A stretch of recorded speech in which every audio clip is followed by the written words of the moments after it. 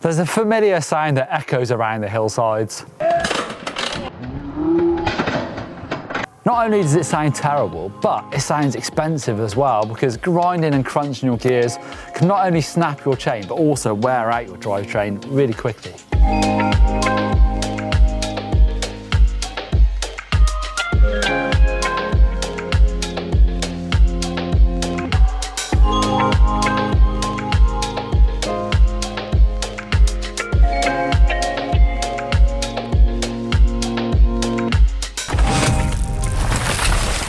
You really need to check your drivetrain and your gearing system before you start to shift properly, because there's things there that can really mess it up. So if the gears aren't adjusted properly, either they'll shift down the block or up the block one way, but not very well the other. Something that does happen on some bikes is your rear mech can slowly wind itself out, so make sure that bolt's nice and tight.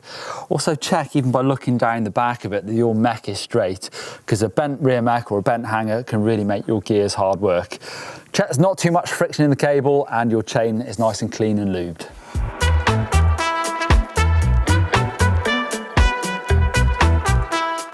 Getting to know your gearing is going to help you get smooth shifts out on the trail, because it sounds silly, but knowing how much of a jump there is between your gears, especially if you're running a one-by system like I am, is going to help you try and keep a good cadence. So you come around a corner, you see a punchy climb, you'll have a good idea of how many shifts you're going to need to get into the gear you need.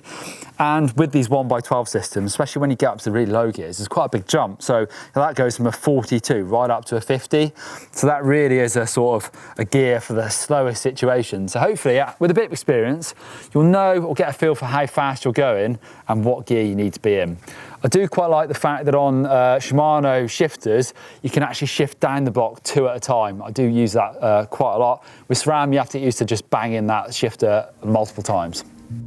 The Perfect Shift, a short poem by Neil Donahue. Smooth spinning of the pedals, a 30% reduction in power, a click or even 2 on the shifter. An instant click, pang, thwack and boom, you're powering again, all in less than a second.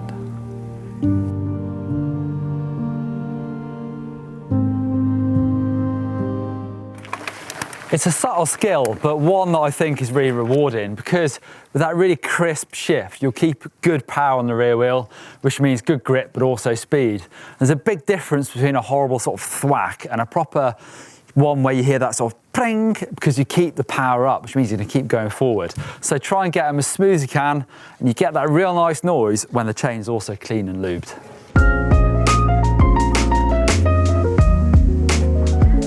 Climbing is when most stress is put through your gears, either stood up or sat down. So the really important thing is try and do 1 shift at a time.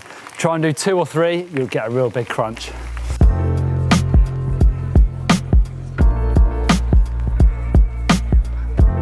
Definitely try and pre-plan your shifts when climbing. So look to the trail and try and shift as early as you can, because either you'll grind to a halt or you'll have to do a big shift under a lot of power.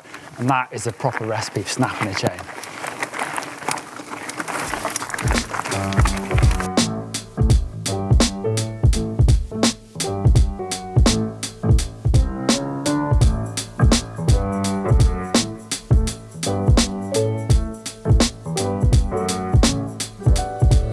While descending can be a bit easier on your gears than climbing, there's definitely still a couple of things to remember. Imagine that you've just climbed up to the top of a beautiful hill in Italy, FINESSE Ligura, and you've decided to bomb down the other side and forgot to get into a proper gear. So what can happen then, if you try and shift 2 or 3 down the block in one go, sometimes your chain sort of just drops off the cassette, and that's when it can get wedged down between your chainstay and the cassette. So it's definitely worth making sure your limit screws are set, because hopefully that should stop that from happening as well. But you do also see downhill racers quite often snap their chains, and that is because they're not backing off the power quite enough, or they're just trying to shift in the wrong positions because they're just trying to go as fast as they can, and they kind of forget that finesse of backing off just a little bit on the pedals. So trying to make sure you're not putting too much power through when shifting should hopefully stop you from snapping your chain.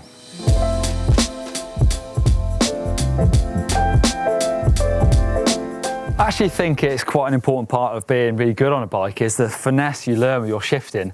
It's part of reading the trail, and something I always talk about in skills videos, but looking around corners, looking down the trail to see what's coming next, reading the trail, braking and shifting in the right position so you're ready to go, you're at the right cadence as much as possible. But also there's little things like you might even push your shifter a little bit, sort of a quarter more than you need to, just to get the chain shifting up the cassette a little bit quicker.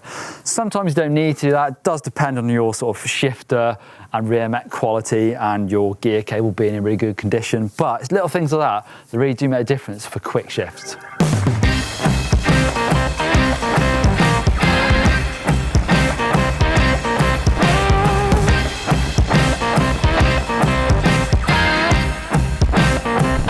I hate to go on about it, but definitely sort of the condition of your chain, but also your gear cable will make a big difference how well your bike shifts.